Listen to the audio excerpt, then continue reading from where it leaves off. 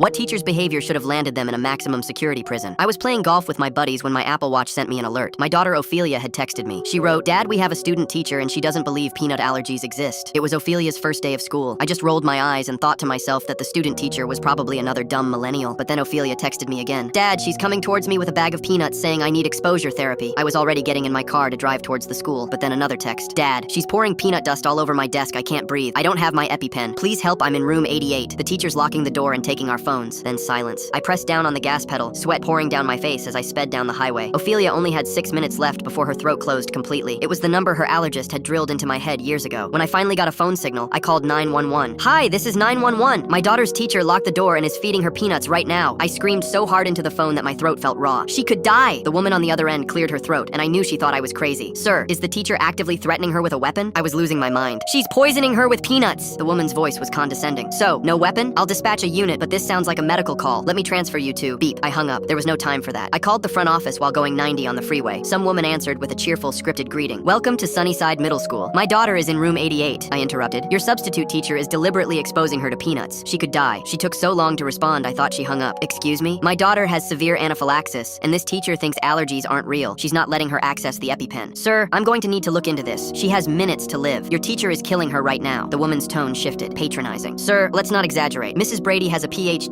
I ended the call. A minute later, I arrived at Sunnyside Middle School and got out of the car so aggressively that my door practically vibrated. I spotted room 88 from the parking lot, blinds shut, against school policy. My hands were shaking as I threw open my door and ran. The receptionist stood up when I burst through the entrance. "Sir, you need to sign," but I was already running past her, taking the stairs 2 at a time. She shouted something about security, but her voice faded behind me. When I got there, the door was locked. I could hear chaos inside, kids yelling, someone was vomiting. I slammed my fist against the door. Clang, clang, clang. "Open up now! We're in the middle of a lesson!" The student teacher's voice was irritated. "These children need to learn that allergies don't exist. They can't let their minds control their bodies." I heard Ophelia inside the classroom. She sounded like her throat was seconds away from closing. "Please, I need..." Then the substitute again, louder this time, lecturing. "You see? Classic psychosomatic response. She's convinced herself she's sick. My parents cured me of this nonsense when I was a child." Something snapped in me. I threw my shoulder into the door. It didn't budge. These doors were built to withstand lockdowns. I slammed into it again. Pain shot through my arm. Nothing. The receptionist had caught up to where I was, breathless. "Sir, you're destroying school property. I'm getting the principal." "Then get someone to unlock this door. My daughter is dying in there." I heard a student on the inside yell, "Ophelia's lips are turning blue." I ripped the fire extinguisher off the wall and started swinging at the handle. Teachers poked their heads out of nearby classrooms. Nobody moved to help. The handle finally gave out. I kicked the door open. The room looked like a nightmare. Ophelia was crumpled on the floor, face so swollen I barely recognized her. Half the class was crying, and standing over my daughter, still holding that bag of peanuts, the student teacher was shaking her head. "Such theatrics. This is exactly what's wrong with your generation." The student teacher was arrested, but she pulled some strings and got out of jail after 2 weeks.